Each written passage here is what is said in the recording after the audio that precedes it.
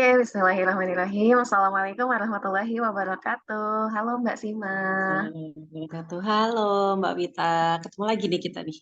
Iya, ketemu lagi ya. Kita kalau semalam kita ngobrolnya malam-malam, kalau sekarang kita ngobrolnya pagi-pagi, membuka hari Iya, dengan rajin sebuah banget ya obrolan. kita ya. Rajin Membuka hari, banget nih. membuka hari dengan sebuah obrolan yang semoga obrolan ini bermakna dan ada hal yang bisa sama-sama kita ambil untuk menjadi pelajaran di kemudian hari. Amin. Nah, jadi kalau nggak salah, tektokan kita sebelum ketemuan ini tuh kita mau membahas atau kita mau mendengarkan gitu ya cerita perjalanan Mbak Sima eh menjelang pernikahannya. Wih, menjelang pernikahan. Kayaknya cocok banget sama aku yang masih mencari-cari di mana gitu ya bisa jadi bahan belajar banget maksudnya untuk aku pribadi. Nah, mungkin di awalnya aku mau nanya nih Mbak, Mbak Sima sendiri itu sudah menikah tuh berapa lama kurang lebih? Berapa lama ya? Aku nikah tuh 2021 Mm-mm. bulan Juli 2021. Sekarang 2023, 2 tahun ya? 2 tahun. Dan Mm-mm. lebih, Oh lebih. iya, iya 2 tahun Masih lebih. seumur jagung banget sih. Oh iya, Masih kecil. masih kecil, Masya Allah. Tapi Alhamdulillah sudah merasakan dinamika yang cukup bergerinjal-gerinjal naik Cukup lurus oleng gitu. ya. Paling. Cukup oleng. Iya, nah dari 2 tahun ini gitu ya, kan kita memang berharap dari sebuah pernikahan itu sampai akhir hayat gitu ya bersama-sama. Tapi menuju perjanjian yang yang menuju perjanjian seumur hidup ini tuh pasti kan ada persiapannya tuh nggak macam-macam gitu ya Mbak. Kita aja mungkin untuk melakukan suatu kegiatan yang 1 atau 2 hari kita perlu benar-benar memastikan satu dan lain hal agar si acaranya itu berlangsung sempurna, aman, mulus sehingga bisa lancar gitu ya hingga akhirnya mendapatkan sesuatu yang menyenangkan. Apalagi ini untuk acara seumur hidup gitu. Wah, walau alam ya persiapannya akan seperti apa. Nah, makanya di kesempatan kali inilah mungkin kita akan berbagi dengan Mbak Sima berkaitan dengan hal itu gitu, persiapan sebelum pernikahan gitu. Nah, mungkin untuk awalan sebagai pemantik mungkin ya Mbak, aku mau coba tanya dulu deh. Mbak Sima itu menikah sudah kurang lebih 2,5 tahun. Waktu menikah dalam usia berapa tuh Mbak, kalau boleh tahu? Aku nikah tuh tiga, 23 ya, 9. Aku kelahiran 96, iya 23. Hmm, Dua oke, tiga aku oke. nikah. Berarti terhitung menikah muda ya, mungkin kalau di ukuran Iya, Indonesia gitu ya. iya. Cuman emang aku tuh dari dulu tuh emang cita-citaku tuh pengen nikah Oh muda dari gitu. SMA.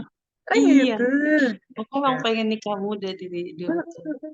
Nah, jadi penasaran nih Mbak, apa yang kemudian at the moment gitu ya, saat itu yang membuat Mbak Sima aduh aku udah butuh nikah nih gitu kan sebenarnya kalau kepengen tuh pasti semua orang juga banyak yang kepengen ya tapi pada nyatanya ketika di usia tertentu tuh pasti ada yang sudah merasa butuh ada yang cuma ingin aja atau ada yang cuma karena terbawa emosi sesaat saja dan lain sebagainya. Nah kalau Mbak Sima sendiri apa yang membuat Mbak Sima merasa sudah butuh menikah di usia 23 tahun itu dan kemudian apa yang membuat Mbak Sima siap nih untuk menjadi makmum seseorang gitu saat itu. Nah, itu boleh diceritain nggak Mbak dari situ dulu mungkin? Oke, kalau dikatain butuh ini nakal ya. Jadi kalau bisa coba diikuti. Jadi karena aku sama suamiku tuh udah kenal cukup lama, jadi ketika aku lulus itu aku emang berkomitmen buat ya nggak mau lama-lama gitu. Nggak mau lama-lama apa ya deketnya. Jadi aku kan deket sama suamiku tuh udah dari 2018, 19 apa ya? 18-an lah. Terus waktu kan ketemu suamiku tuh di kuliah, jadi aku sama suamiku tuh seangkatan.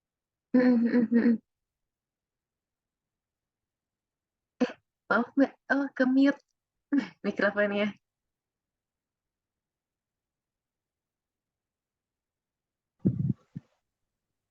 Oke, dilanjut Mbak.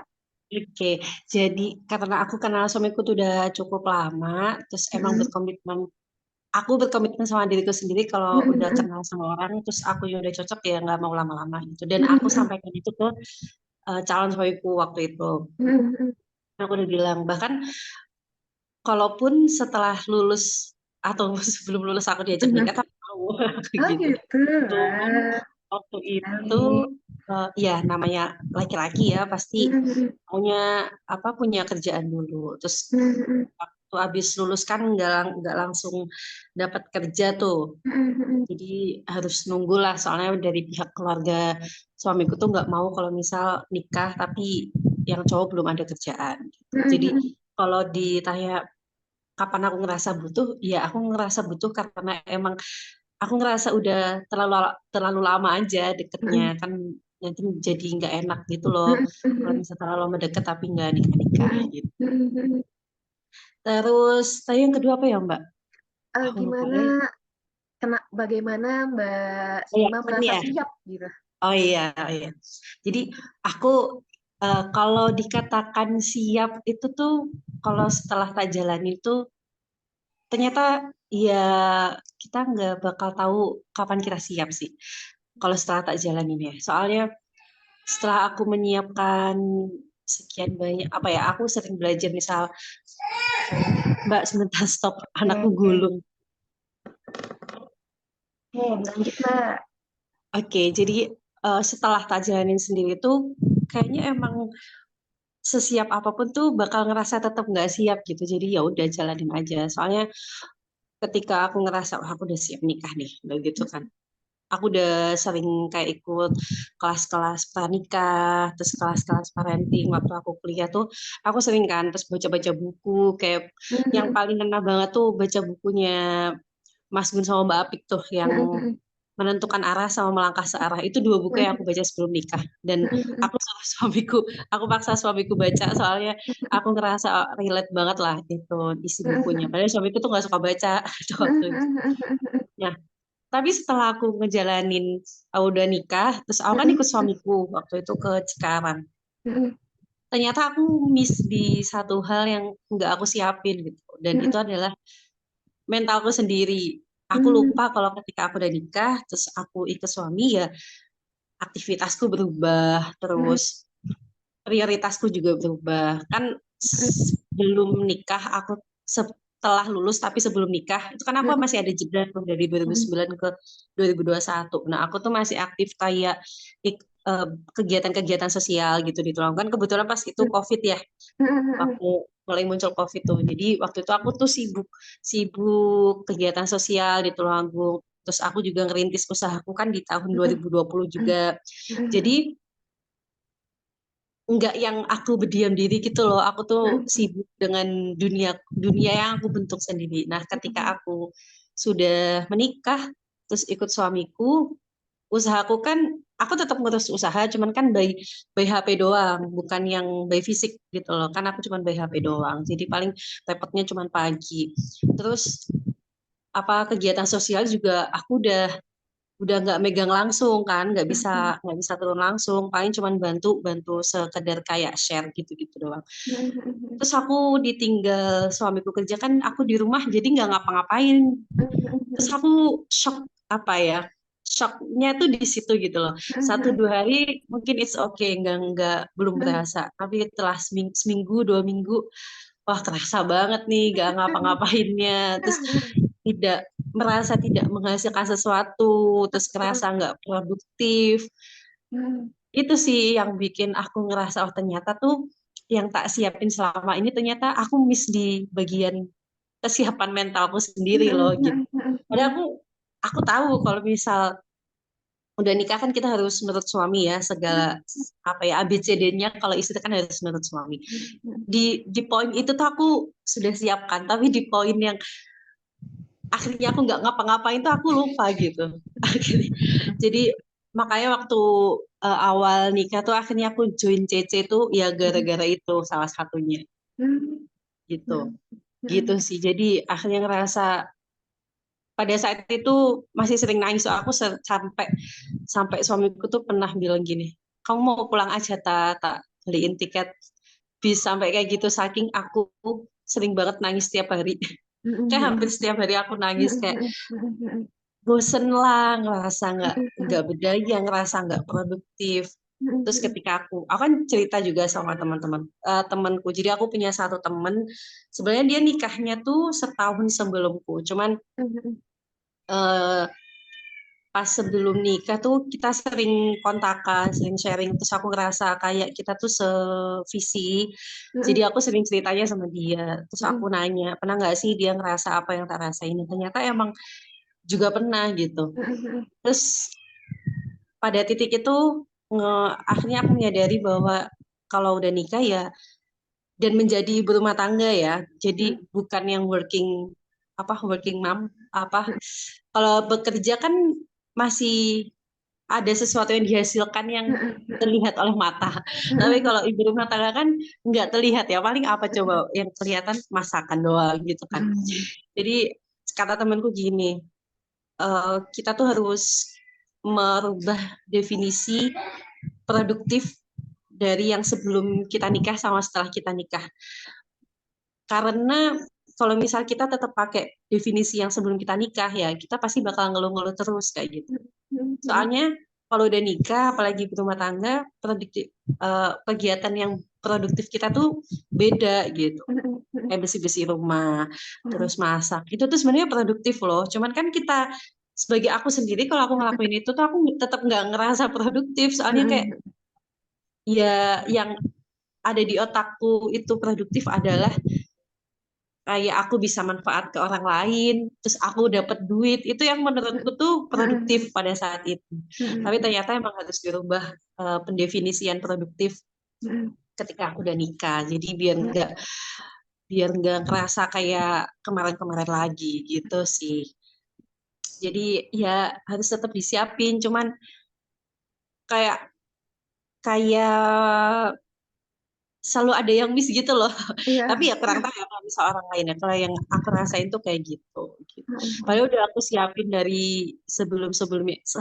Menurutku sama kayak sebaik-baiknya kita mengenal orang, entah itu orang teman atau saudara ataupun malah calon kita, ngerasa sebaik-baiknya kita kenal, tuh pasti ada satu dua hal yang ternyata, oh ternyata gini toh gitu. Paham nggak sih Mbak? Kayak, Iya, oh iya. ternyata aku belum tahu loh bagian ininya gitu.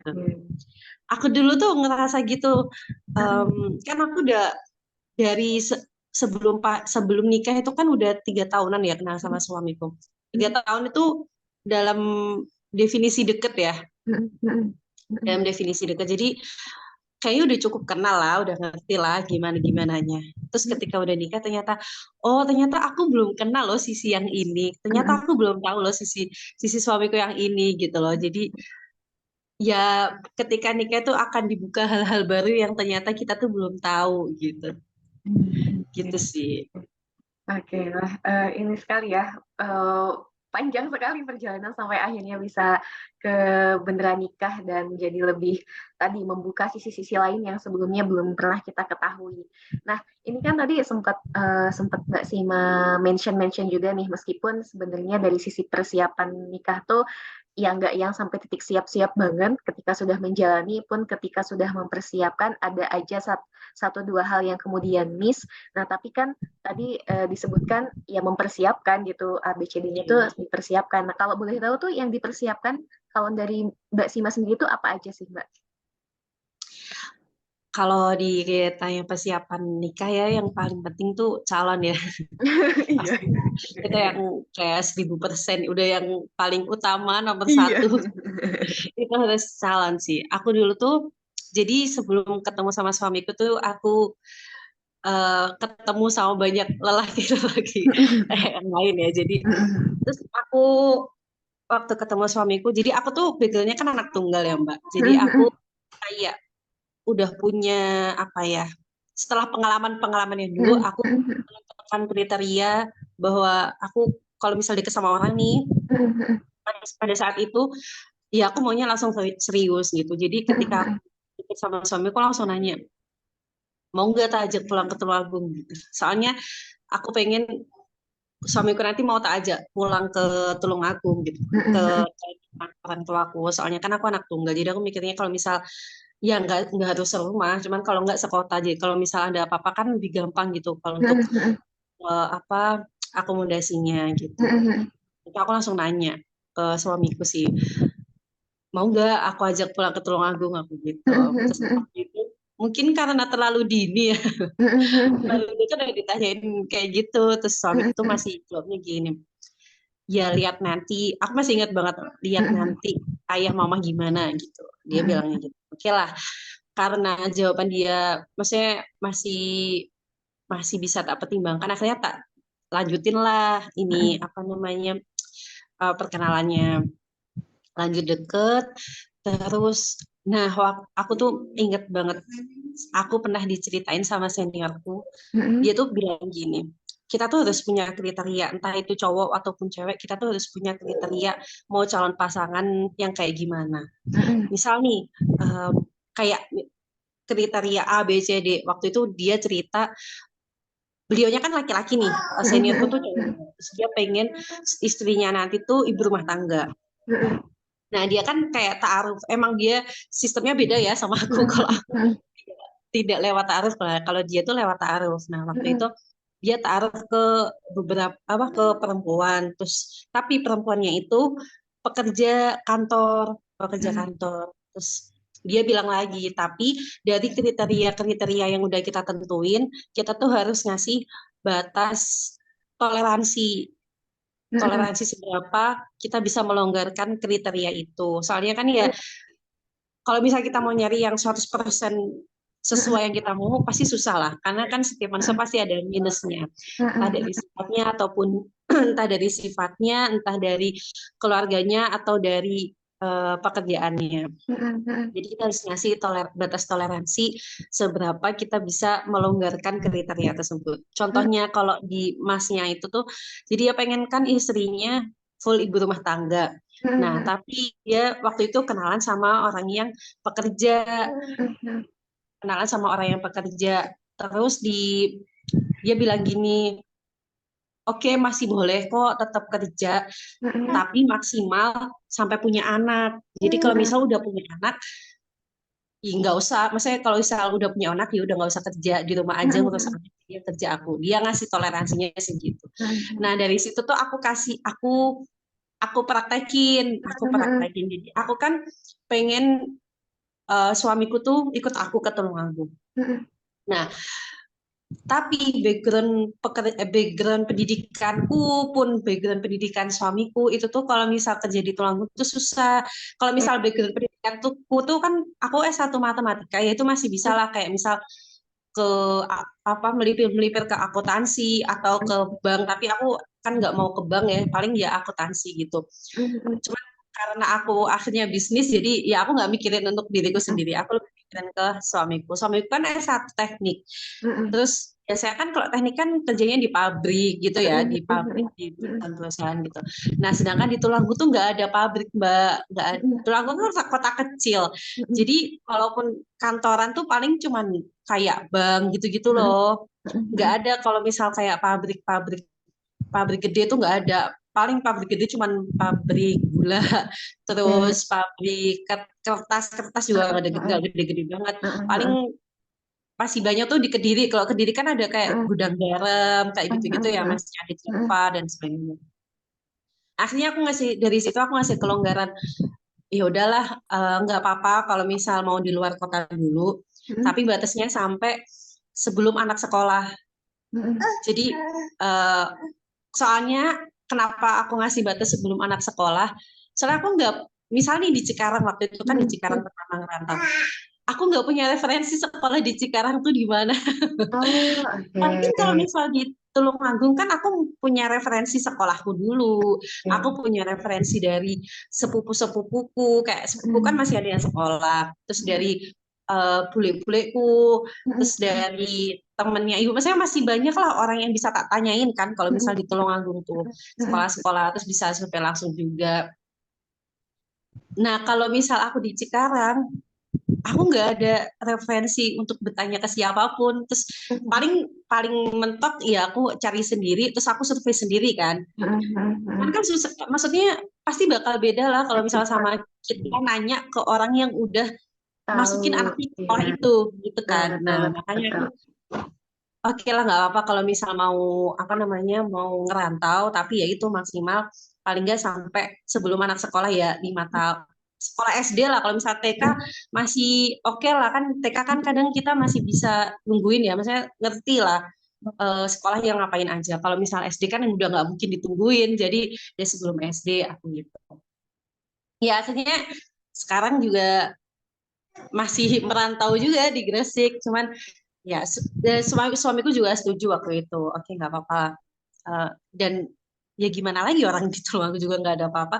Karena kalau di Tulungagung mau nggak mau ya bisnis, apalagi udah nggak ada perusahaan gede yang bisa buat kerja gitu. Itu waktu itu persiapan yang paling utama calon. Soalnya soalnya ya apa ya, kalau misalnya kita salah salah milih, nggak ya susah kan, sekali Betul, seumur betul, hidup gitu loh, jadi jangan betul, sampai betul, salah gitu. betul, Itu betul. selain kriteria kriteria yang paling utama, jadi kita harus punya kriteria, pengen pengen suami yang kayak gimana, terus keluarga suami juga dilihat kayak gimana, background background apa nama background keluarganya. Jadi ada lagi nih yang beda dari aku sama suamiku yang disebut pelajaran juga. Aku tuh kan aku kalau Jawa Timur kan masih ada kayak NU, Muhammadiyah dan sebagainya ya.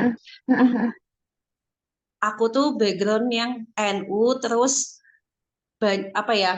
Kalau di rumah aku tuh sering ada kayak pengajian-pengajian yang kiai-kiai gitu loh Mbak, kayak Gusmi, terus dari pondok-pondok gitu kan banyak ya kalau di Jawa Timur. Nah, suamiku tuh dulu waktu SMA tuh kan lulusan boarding school, pondok tapi kan modern gitu ya kalau boarding school. Nah,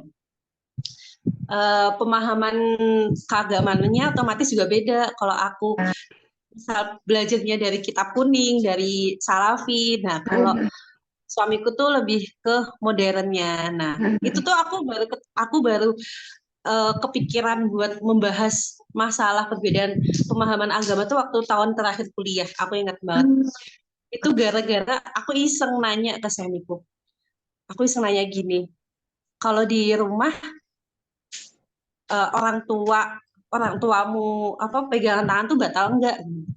Suami istri, kalau aku enggak, aku nanya gini, di pemahamanmu suami istri itu batal enggak kalau habis wudhu terus pegangan tangan? Nah, waktu itu dia enggak batal. Nah, sedangkan di aku, pemahamanku tuh batal suami istri gitu. Terus dari situ tuh aku langsung, wah berarti nanti pun setelah nikah pasti bakal lebih banyak lagi nih yang bakal aku temuin kayak gini. Misalnya dia paham gimana, aku paham gimana gitu kan. Saya tak bahas sama dia waktu itu. Ingat banget aku bahasnya di motor. Ingat banget. Terus aku nanya gini, gimana terus kalau misal nanti pasti abis nikah kita bakal lebih banyak nemuin perbedaan-perbedaan yang kalau sifatnya mah pasti ada ya. Kalau misalnya kalau misal pemahaman agama kan lebih dasar gitu loh. Soalnya kan ngefek ke kegiatan sehari-hari, ngefek ke ibadahnya kita juga. Terus akhirnya dia bilang, ya nanti kita cari yang paling ini aja.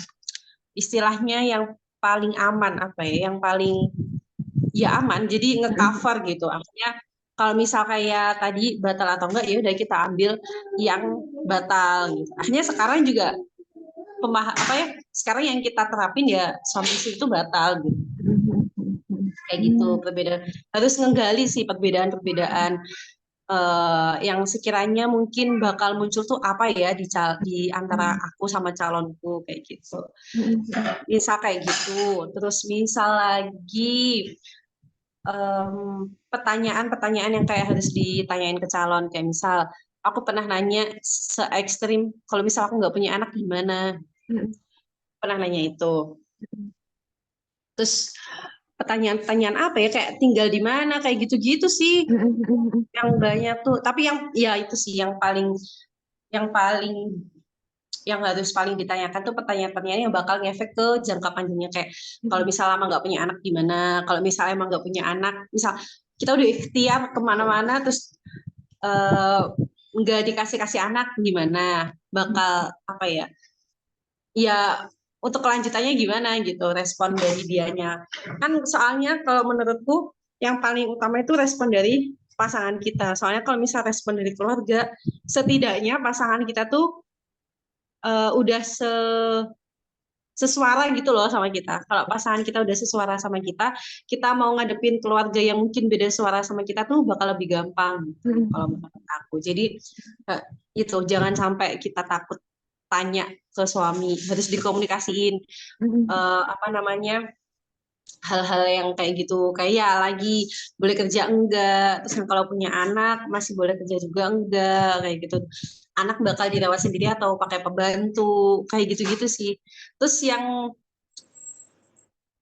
dikomunikasikan juga gini, kalau bisa kita kan punya cita-cita, ya kita sendiri punya cita-cita mau punya mimpi. Nah, dikomunikasiin lah ke suami, Mas boleh enggak ngejar mimpi yang ini ketika nanti udah nikah, boleh enggak ngejar mimpi yang ini ketika udah nikah, kayak gitu. Ya nanti kita sendiri juga apa ya bisa ngeplan, ngerancang, oh kalau masih boleh berarti nanti setelah nikah aku masih bisa ngelakuin ini. Kalau misalnya udah punya anak yang nggak bisa kita lakuin yang mana ya, kayak kita bisa ngerancang sendiri gitu loh, mana yang masih bisa kita lakuin, mana yang enggak. Itu yang paling utama, persiapan calon. Lagi-lagi ya calonnya dulu Iya, harus ada. Kayak kamu misalnya berasa sih kayak kayak lagi kalau misal berantem, kamu kalau berantem kalau iya kalau misal kita berantem kamu maunya digimanain, maksudnya didiemin apa dibahas masalahnya. Kan ada tipe orang yang kalau iya, misal berantem maunya diem betul, dulu betul, sampai betul. reda baru dibahas, tapi ada yang tipe langsung kalau misal berantem ya ayo langsung diselesain sampai kelar gitu, kan ada yang kayak gitu ya. Kayak gitu sih, Benar-benar. itu juga harus dibahas menurutku. Oke, oke. Nah, Mbak, jadi penasaran dari segala proses Mbak Sima menggali si calon pasangan ini sekitaran 2 tahun ya tadi kalau nggak salah tuh. Ya, proses menggali, mengenali calon suami waktu itu apa yang kemudian membuat Mbak Sima, oke, aku yakin sama orang ini bahwa aku bisa menjalani kehidupanku, ibadah terpanjangku dengan orang ini, kayak gitu. Oke, yang bikin paling yakin ya, yang Mm-mm. bikin paling yakin kan dia suamiku tuh pernah pernah tak ajak main ke rumahku waktu pertama Mm-mm. tuh sama sama temenku yang rumahnya tuh sekota sama aku. Jadi Oke. kita bertiga dari Surabaya terus main ke Tulungagung, tapi dia cowok sendiri. Jadi temenku tuh Mm-mm. cewek main Mm-mm. ke Tulungagung gitu. Emang emang kita tiga-tiganya suka main. Emang waktu itu tuh ngerancang buat jalan-jalan gitu. Oke. Nah, dari setelah itu juga masih pernah main ke rumah, bahkan sendiri juga pernah. Terus dari Mm-mm. beberapa kali ke rumah tuh suamiku tuh apa ya, pinter nyenengin orang tuaku gitu loh, Mbak. Oh, oke. Qadarullah juga sih suamiku tuh suka ngefoto, ibuku tuh suka difoto. Oke. Jadinya langsung ngeklik gitu. Kalau bisa jalan-jalan, ya udah pasti suamiku tuh sama ibuku gitu. Soalnya ibuku pasti minta difoto gitu. Terus suamiku suka ngefoto.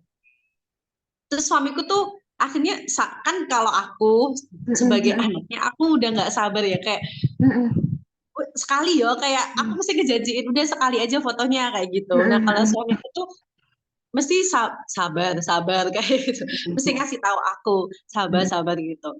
Jadi suamiku tuh bisa apa ya, bisa nyenengin orang tua aku, terus bisa ngedeketin orang tuaku, bisa ngehargain orang tuaku. Itu aku yang bisa ngehargain orang tuaku tuh di poin, di momen. Jadi pernah udah orang tuaku udah tahu kalau misal aku udah serius sama dia. Itu tuh aku lupa deh udah lulus apa belum ya, aku lupa. Nah, ayahku ayahku tuh suka cerita tentang Gusmi Kiai yang ada di Kediri kan. Nah, Oke. tapi kan suamiku nggak ngerti dunia Iya, itu sama iya. sekali. Dia kayak kosong, belum nggak ngerti apa-apa. Ketika ayahku tuh mesti cerita kayak tentang Gusmi, tentang wali-wali dan sebagainya. Ayahku tuh mesti cerita, suka cerita kayak gitu. Nah, entah itu suamiku paham atau enggak, tapi Oke. raut muka yang dia keluarkan itu tuh sangat sangat menghargai gitu loh. Terus kayak, oh iya ya Oke. Pak ya gitu loh, kayak dia tuh bisa ngehargain. Terus ayah misal nih pertemuan selanjutnya ayahku tuh sering menceritakan hal yang sama. Jadi ayahku mungkin nggak sadar ya beliau. Dia cerita tentang Gusmi pas muda misal. Terus waktu selanjutnya cerita itu lagi gitu loh. Aku tuh menyadari itu kan kadang aku juga kan mesti ceritanya tuh di meja makan. Karena aku juga otomatis aku ikut dengar. Terus aku tuh ayah di hatiku ya, ayah ini loh udah diceritain kemarin ke Mas Biu gitu. Tapi suamiku tuh mukanya juga tetap sama dengan kemarin-kemarin kayak oh iya terus mesti kayak nambahin kayak oh gitu ya Om, kalau dulu kan manggilnya Om. Oh gitu ya Om. Kalau gini tuh gimana ya Om, kayak dia Ada curiosity gitu ya. menunjukkan rasa ingin tahunya gitu loh. Otomatis kan Ah. yang cerita seneng ya kalau kayak gitu. Betul, betul. Nah, kayak gitu. Sampai oh gila sih, berarti Mas Biu tuh bisa ngehargain orang tua aku, padahal orang tua aku tuh cerita hal yang sama gitu loh Mbak. Kayak aku respect banget sih waktu itu kayak bisa. Maksudnya yang bikin aku yakin tuh ada di dua momen itu. Dan sekarang ketika aku udah nikah, yang apa ya? Kalau menurutku refleksi dari dua momen itu tuh, kalau misal nih, aku kan sering, bukan tipe orang yang nurut terus gitu loh. Nah, aku tuh ada sisi pemberontaknya. Iya, Aku tuh oke. ada sisi pemberontaknya. Jadi kalau misal sama ibuku, mungkin karena terlalu deket kan aku anak tunggal, jadi emang kebiasa apa-apa cerita. Kalau sekarang ada anak tuh aku sering berantem nggak berantem yang gimana ya, maksudnya beda pendapat sama ibuku tentang anakku. Nah, kalau misal menurut suamiku aku udah keterlaluan, mesti aku diingetin gitu loh kayak cowel-cowel gitu. Terus di belakang tuh bilang, terus diem ae, ngono kuwi ojo dijawab, ngono suamiku tuh gitu. Nggak iso, aku kan kayak sebel gitu loh. Aku tuh tipe yang harus menjawab. Oke. Terus si suamiku, jadi kayak suamiku tuh yang bisa ngingetin aku, yang bisa ngerem kalau misal di momen-momen kayak gitu. Soalnya momen-momen kayak gitu tuh sering banget terjadi gitu Oh sekarang. iya. Jadi ya alhamdulillah lah. Apa ya? Alhamdulillah banget lah dapet suami yang kakak sebaik ini, apalagi sama orang tua. Oke, oke. Ya, oke Mbak. Menarik nih tentang orang tua karena memang kan ya aku sering mendengar juga gitu ya bahwa pernikahan tuh bukan hanya menyatukan dua orang, melainkan juga dua Hmm, keluarga. Dua iya betul. keluarga tuh ya keluarga inti, keluarga besar semuanya disatukan, semuanya jadi saling kenal, semua jadi saling silaturahim. Maka untuk proses menuju akad pun kan perlu adanya semacam persetujuan gitu ya dari sisi Hmm. keluarga sendiri dan kita pun ada proses untuk meyakinkan keluarga nih bahwa orang ini adalah orang yang tepat mungkin untuk kita ajak gabung di keluarga ini. Orang ini adalah orang yang tepat untuk bisa kita jadikan sebagai keluarga dan lain sebagainya gitu. Nah, Mbak Sima ada semacam ini nggak sih? Ada semacam, aduh butuh effort banget nih gitu untuk meyakinkan orang tua atau mendekatkan si calon ini ke orang tua hingga akhirnya bisa disetujui oleh orang tua atau oleh keluarga. Oke, Mbak Sima boleh nikah sama Mas yang ini. Kayak gitu ada effort yang cukup ekstra nggak untuk melakukan hal itu? Kalau kalau ke keluargaku pribadi, kalau ke ayahku tuh enggak, soalnya ayahku tuh berprinsip apa ya, ininya diserahin ke aku lah. Nah, kalau ibuku tuh yang pernah, jadi sebelum sama suamiku ini, aku tuh waktu SMA pernah deket sama orang yang rumahnya tuh Tulungagung juga. Ya, soalnya kan SMA kan otomatis ya pasti orang Tulungagung Ya, ya. daerah. Nah, waktu deket sama yang waktu SMA itu tuh emang udah sampai aku kenal orang tua dia juga kenal orang tua aku gitu loh. Udah sampai sejauh itu sebenarnya. Jadi aku tuh sempat ada di momen ibuku tuh kayak ngebandingin suamiku sama dia gitu. Paham gak sih Mbak? Ya, Gitu. ya. Soalnya suamiku tuh kan waktu awal-awal suamiku kan Indramayu. Jadi ibuku tuh berat banget karena asalnya yang jauh gitu.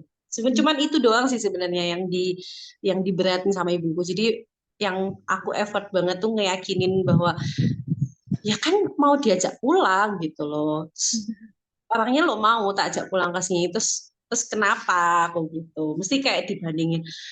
ya tapi kan aduh Indramayu gini gitu ibuku. Cuman ya effortnya tuh di situ. Tapi alhamdulillah setelah berjalan terus mungkin semakin lebih sering ketemu suamiku kan waktu itu beberapa kali ke rumah ngerti gimana sikapnya mungkin. Hmm. Jadi waktu akhirnya nggak tahu ya ibuku dari mana. Mungkin karena dikasih tahu ayahku juga kali ya. Kalau ayahku tuh berprinsip ya selama anak udah nikah ya dia harus ikut suami mau ke Malaysia pun mau kemana ya harus ikut suami gitu. Kalau ayahku tuh berprinsip kayak gitu. Jadi mungkin dikasih tahu ayahku juga ya. Jadi terus ibuku juga mungkin maksudnya dari diri ibuku sendiri butuh proses penerimaan, jadi butuh waktu untuk ya wis lah anakku gak apa-apa lah dibawa gitu kali ya gitu. Kalau dari aku effort yang aku lakuin ya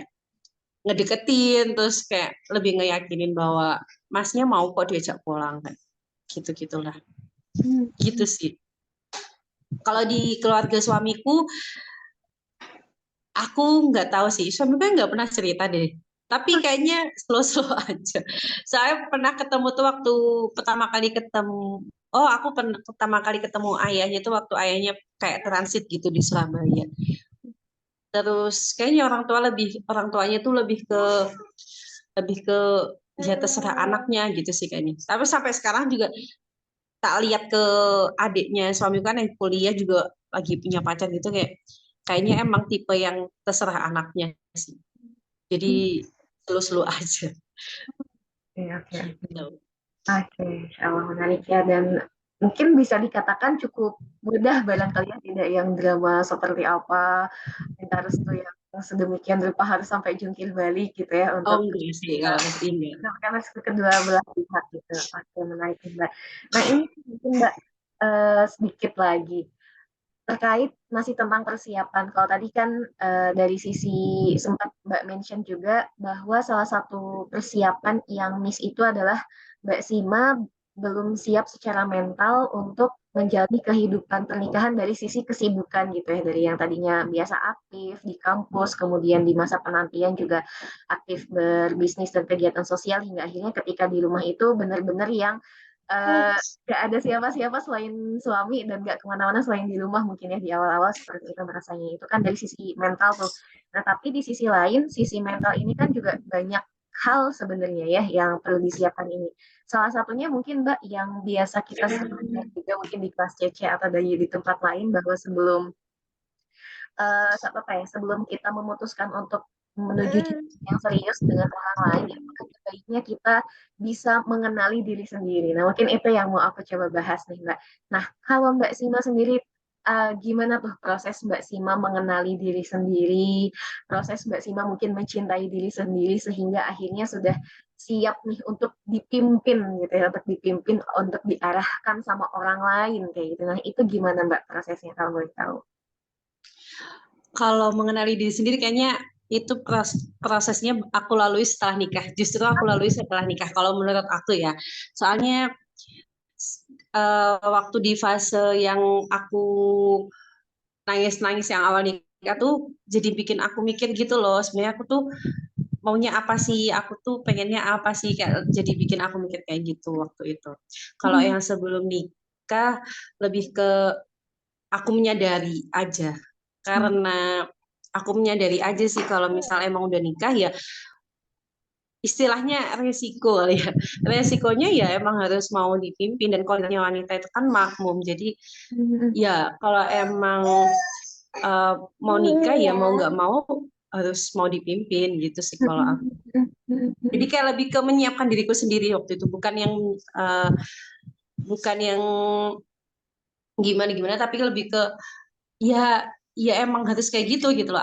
Aku menerima dan menyiapkan pernyataan itu kalau kalau emang udah nikah ya harus nurut, harus bisa nurut, harus harus belajar buat nurunin ego. Kalau belajar nurunin ego emang aku setelah nikah. Emang Oke. setelah nikah sih, sebelum nikah aku tidak belajar sama sekali. Karena aku anak tunggal, jadi aku tidak merasa punya saingan ya.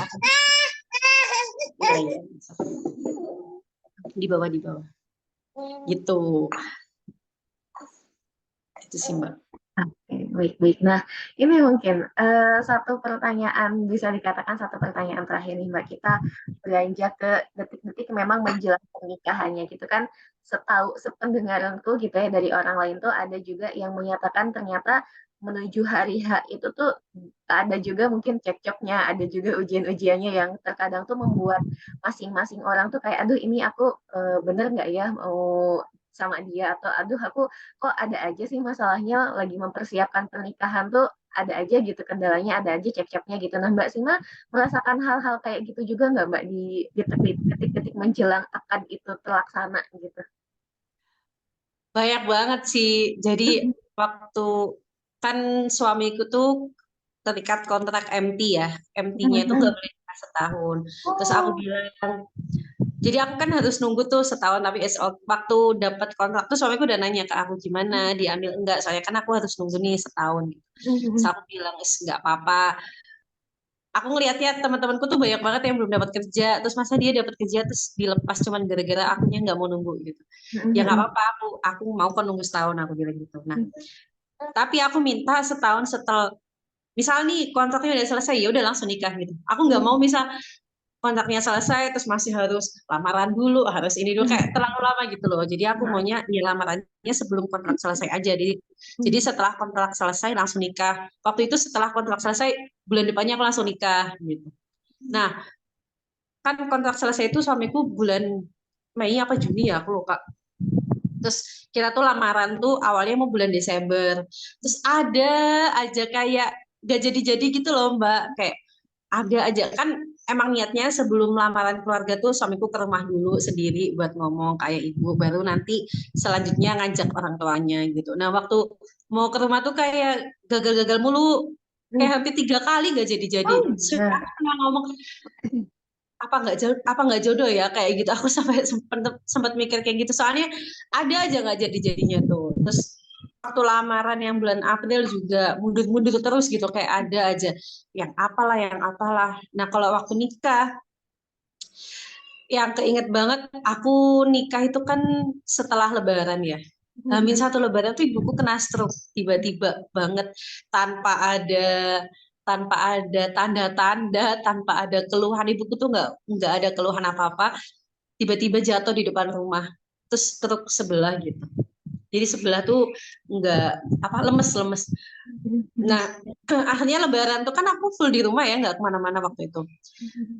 Ya itu momen kayak apa ya jadi mikir gitu loh terus kalau misal nanti kayak gini lagi suatu saat naudzubillah min dzalik misal sakit lagi terus kalau aku nggak ada kan otomatis ayahku doang terus bisa nggak ya kayak gitu gitu mikir tapi setelah dijalanin aku kembali lagi dapet hikmah kalau misal waktu itu aku mikir gini kalau misal aku nikahnya lebih cepet kayak aku bakalan menyesali nggak bisa ngerawat ibuku gitu. Jadi aku kayak mensyukuri nikahku di bulan itu harus menunggu setahun tuh aku mensyukuri karena ternyata Allah tuh ngasih tahu kalau misal kamu nikahnya sebelum ini, kamu kok bakal ngelewati apa ya, ngeskip momen yang 24 jam ngurus ibu, belajar ngurus orang tua yang nggak bisa ngapa-ngapain gitu loh. Waktu itu ujian juga sih, ujian kesabaran, ujian ujian mental juga kan. Soalnya emang hamin sebulan aku nikah. Sampai ibuku tuh setiap ada yang ngejenguk tuh mesti gini. Ki pasti mikir yo anaknya ate dirabi uang, apa digawa uang, mesti gitu mikirnya tuh. Sampai mesti dikasih tahu kayak gitu. Gitu.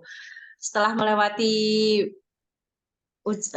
kerikil itu terus mau akad. Nah, aku tuh nikah kan tanggal 16 Juli 16 Juli. Tiba-tiba awal Juli ada PPKM darurat yang dikeluarin tuh, yang nggak boleh inilah, nggak boleh itu. Wah, itu merubah segalanya. Si apa namanya suamiku yang rombongannya harus vaksin semua. Habis itu ngurus kan udah ngurus ke KUA ya, terus sama apa kalau di tempatku Kemute lagi Mbak ininya.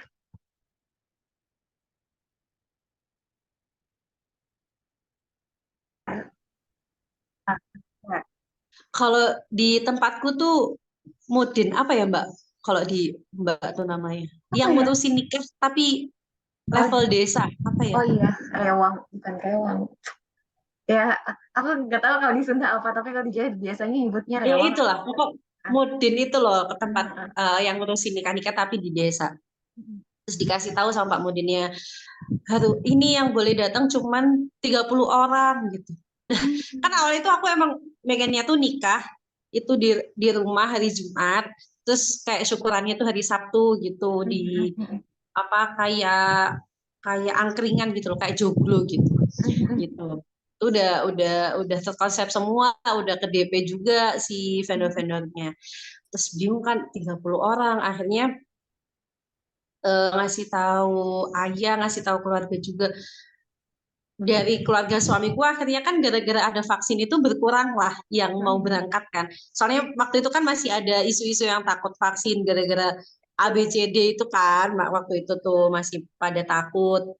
Tapi ada juga yang mau vaksin demi ikut ke Tulungagung juga Ya ada. Allah. Terus suamiku tuh akhirnya berangkat satu elep tuh berapa ya? 20-an apa ya? Akhirnya tuh berangkat. Nah, keluarga aku juga akhirnya yang datang akad tuh cuman keluarga inti doang. Terus sama ditambah kayak eh, apa yang udah sepuh-sepuh gitu loh, kayak saudaranya Mbah Kungku kayak gitu-gitu. Nah, terus ada lagi masalah yang nikahin. Aku tuh pengen banget kan ayahku nggak mau ngijab kabul ayahku gitu loh. Ayahku maunya diwakilin. Nah, akhirnya aku pengen diwakilin sama ada yang beliau tuh temennya ayah tapi ya kayak gitu loh namanya Habib Muh. Aku tuh pengen banget dinikahin sama beliau. Tapi qadarullah Hamin berapa Hamin sebulan apa ya? Apa berapa lama ya? Itu tuh beliau meninggal. Terus kayak wah aku nangis banget sih itu. Soalnya aku pengen banget kan dinikahin sama beliau.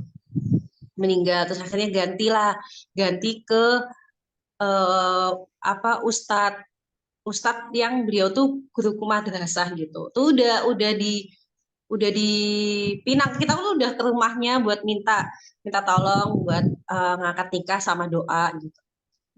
Beliaunya juga udah mau, ternyata harus vaksin dan beliaunya tuh belum vaksin pada waktu itu akhirnya nggak jadi lagi dan ujung-ujungnya akhirnya dinikahin sama orang KUA yang ngenikahin tuh. Ya wes lah timbangannya gak nikah ya. Ya wes lah mungkin emang harusnya dari orang KUA aku mikir gitu aja lah. Dah nih jalan eh, jalan-jalan-jalan terus waktu Hamin seminggu aku kan tetap ngurus perizinan ya waktu itu kan kalau COVID nikah harus ada perizinan tempat. Aku udah ngurus perizinan ribet banget ngurus perizinan ke 2 desa waktu itu aku soalnya kan pengennya ada syukurannya itu tempatnya di beda desa nggak dapet terus waktu di kecamatan mbak ini udah pasti ditolak udah nggak bisa wis aku akhirnya mikir lagi wes nggak jadi aja lah yang hari Sabtu aku gitu wes akad toh hari Jumat aku bilang gitu di rumah akhirnya vendor-vendor yang aku booking buat hari Sabtu aku chat semua itu hamin seminggu kan soalnya udah ada yang nanya mbak gimana acaranya tetap apa enggak ada yang nanya gitu kan aku tuh pengennya ngelihat nikahan yang sebelum aku tapi pada nggak ada maksudnya pada masih gantung gitu loh yang sebelum aku tuh akhirnya wis nggak apa-apa akad aja nanti resepsinya dipikir nanti aku jadi vendornya aku chat semua aku bilang kalau diundur terus akhirnya acaranya cuma akad doang di rumah Jumat nah ada lagi drama itu kan keluarga suamiku datang malamnya iya misal akad Jumat ini Kamis malam kalau nggak salah itu baru datang itu tuh deg-degannya kan waktu itu sering banget ada info penutupan jalan tol. Itu waktu itu ada info penutupan jalan tol di tanggal kalau nggak salah 14 sampai 18. Pokok 16 itu tuh di tengah-tengahnya gitu loh. Terus aku kayak kenapa sih harus ada ini pula kalau misal keluarganya suamiku nggak bisa datang kan ya susah susah juga kan. Terus ada info juga kayak razia razia vaksin kan waktu itu. Nah, qadarullah mobilnya suamiku tuh waktu keluar tol Ngawi kena razia. Tapi alhamdulillahnya yang dilihat cuman supirnya doang. Jadi nggak dicek satu-satu ke belakang, supirnya doang. Alhamdulillah jadi lolos. Terus kayak coba kalau bisa kena, wah udah nggak ngerti lagi aku gimana cara. Oke. Terus dia akhirnya akad, udah alhamdulillah lancar. Terus waktu setelah akad baru suamiku cerita.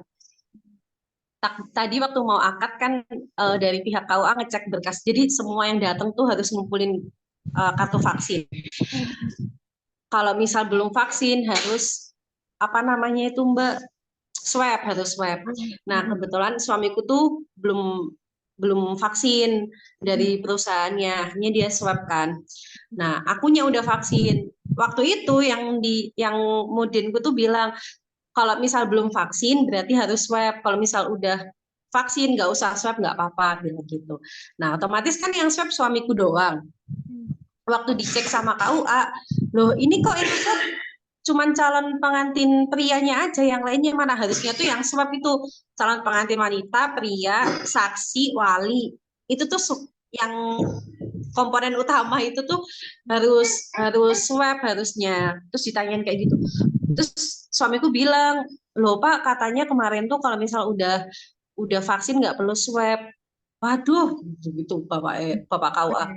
Harusnya tetap tetap harusnya tetap swab kalau misal yang apa namanya yang perangkat nikahnya itu. Tapi ya wis lah nggak apa-apa gitu. Terus kayak wah kalau bisa nggak boleh Pak. Soalnya emang waktu itu di Tulungagung tuh ada kasus yang KUA-nya nggak mau nikahin gara-gara nggak ada apa namanya nggak ada kartunya, iya nggak ada bukti vaksin ataupun swab. Bener-bener acaranya nggak dilaksanain, padahal udah siap semua, KUA-nya udah datang ke tempat nikahnya, tapi nggak jadi gara-gara kartu vaksin doang gitu.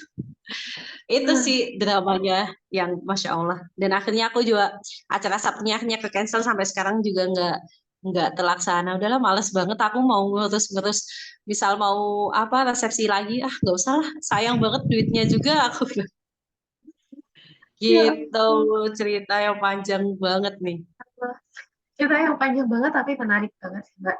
Maksudnya ya karena memang yang namanya pengalaman menuju pernikahan atau pernikahan itu sendiri kan memang pasti di setiap pasangan atau di setiap orang tuh punya kondisinya masing-masing gitu ya, tidak bisa diseragamkan semuanya, tidak bisa disamaratakan, pasti ada momen-momen yang ya itu sangat personalized, itu sangat sensitif, itu sangat ya berbeda dari yang lainnya, tapi ya memang itu terjadi gitu. Hal itu tuh bisa Mm-mm. terjadi dan bisa mempengaruhi kepada keputusan apakah jadi menikah atau tidak dan lain sebagainya Iya gitu ya. betul betul. Dalam kondisinya Mbak Sima, alhamdulillah dari awal persiapan menikah dengan segala kemudahan dan kesulitannya, dengan segala apa ya perbedaan dan kesamaannya, akhirnya bisa sampai di titik sudah akad gitu ya, sudah halal, Iya. meskipun sampai si drama-drama itu tuh sampai titik menuju akadnya banget itu masih ada, tapi alhamdulillah gitu Allah masih mengizinkan dan menunjukkan bahwa oh kalau memang sudah jodoh ya kalian akan bersatu Iya. apapun apapun yang menjadi kondisi atau hambatan-hambatan di sebelumnya kayak gitu mungkin ya Mbak ya. Nah terakhir mungkin ya Mbak sebagai penutup barangkali kalau tadi kan kita sudah merangkai dari awal sampai proses akad. Sebagai penutup mungkin boleh dong Mbak Sima mau tahu apa ya pesannya mungkin ya pesannya untuk orang-orang yang saat ini juga dalam posisi sedang mempersiapkan diri untuk menuju pernikahan gitu, untuk orang-orang yang sedang posisinya tuh ya entah itu sedang mencari calon atau sedang mempersiapkan dirinya sendiri agar agar apa ya agar diizinkan sama Allah sampai pada titik akad halal dengan pasangan yang diharapkannya yang sesuai dengan jodohnya itu gimana nih Mbak pesan-pesannya? Kalau misal udah ada calonnya, jangan lupa selalu diistiqorohin, walaupun sampai hamil satu nikah harus tetap istiqoroh. Harus wajib istiqoroh banget.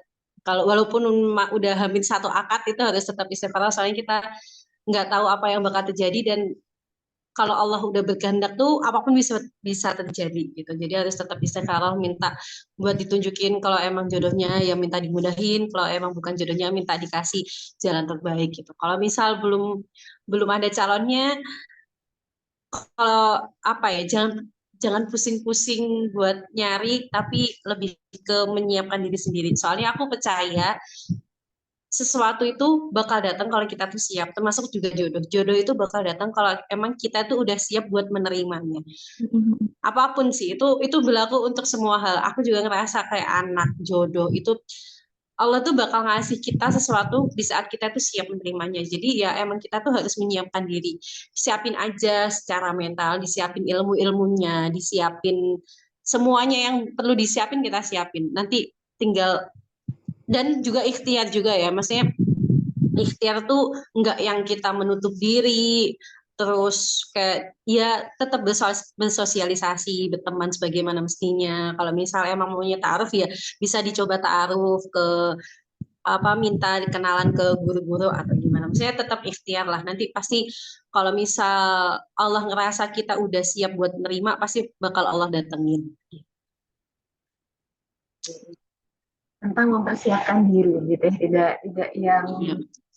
tidak apa ya, tidak yang menunggu gitu doang atau tidak yang nggak ngapa-ngapain Iya. gitu ya, karena memang kita butuh siap Mm-mm. karena itu tadi ya proses setelah pernikahan atau bahkan menjelang pernikahan tuh bukan sesuatu yang cukup mudah gitu ya, apalagi untuk Iya. orang yang sedang beranjak dewasa seperti ya orang yang memang sedang beranjak dewasa kan ya, yang menuju pernikahan itu. Makanya kan banyak orang yang ngomong jodoh tuh bukan ditunggu tapi dijemput sama kayak rezeki ya emang kayak gitu dijemputnya dengan cara ya kita ikhtiar kita menyiapkan diri itu adalah salah satu cara menjemput jodoh nggak yang Hmm. diem aja terus jodoh bakal datang-datang sendiri ya enggak kalau kitanya nggak berusaha ya gimana Nah, oke, oke, oke. gimana. Siap, siap. Itu jadi kunci banget ya, menjemput bola ya. Eh, Oke, Mbak Sima. Senang sekali nih di pagi hari ini aku bisa mendengarkan cerita Mbak Sima, perjalanan dan perjuangannya Mbak Sima hingga bisa berkeluarga dengan suami hingga saat ini sudah berjalan 2 tahun lebih gitu ya. Dan semoga pernikahan ini bisa mendatangkan keberkahan untuk keluarga Mbak Sima, amin bisa juga menambah kebermanfaatan untuk orang luar, bisa juga amin memunculkan kebaikan-kebaikan untuk keluarga maupun untuk orang lain gitu ya. Allahumma amin. Terima kasih Mbak Sima, ceritanya seru sekali dan sangat-sangat sama-sama sangat-sangat bukan menginspirasi ya, tapi mengedukasi lah, mengedukasi eh, orang dengan tuna asmara ini gitu untuk ya tadi juga sih yang jangan terinspirasi sama cerita anak kamu ya bahaya diambil baiknya aja yang buruk-buruk dibuang. siap, siap, siap. Jadi kayak, oh iya ya betul harus dijemput gitu. Karena aku sendiri gitu, mungkin sedikit cerita Mbak, kayak ada perasaan, deh ini aku harus ngapain ya? Apakah sudah saatnya maju atau aku diem aja atau seperti apa? Tapi dari ceritanya Mbak Sima, aku secara personal jadi yakinkan lagi bahwa ada porsinya kok aku untuk berjuang meskipun kan biasanya kalau dari sisi wanita tuh kayak masa sih wanita yang maju duluan atau semacam itu gitu. Padahal kan bentuk ikhtiar menjemput jodoh tuh banyak hal gitu ya. Salah satunya dari mempersiapkan keilmuan dan mempersiapkan diri kita juga untuk dipimpin oleh orang lain. Hal-hal semacam itu juga menjadi ikhtiar. Termasuk tadi istihoroh sampai hamil akad itu juga perlu diistihorohkan. Ternyata itu menjadi penting. Oke, Mbak Sima, mungkin eh ya obrolan kita di pagi hari ini sepertinya perlu kita tunda. Kita tuntaskan terlebih dahulu. Nanti kita insya Allah di kemudian hari akan berbincang-bincang lagi terkait pernikahan atau terkait hal lain yang itu ya lagi-lagi ya di awal semoga bisa menjadi ada kebermanfaatan atau ada pelajaran untuk kita berdua masing-masing dan juga untuk pendengar penonton sekalian gitu ya. Untuk penonton sekalian juga semoga ada pelajaran yang bisa diambil. Ditunggu lagi obrolan-obrolan semacam ini. Siap, terima kasih banyak ya Mbak Mita udah nemenin ngobrol pagi-pagi. Semoga ada manfaatnya. Amin. Alhamdulillah, insya Allah bermanfaat. Oke, itu mungkin Mbak Sima obrolannya saya tutup dulu. Terima kasih. Wassalamualaikum warahmatullahi wabarakatuh. Sampai jumpa di obrolan Waalaikumsalam warahmatullahi berikutnya. wabarakatuh. Thank you.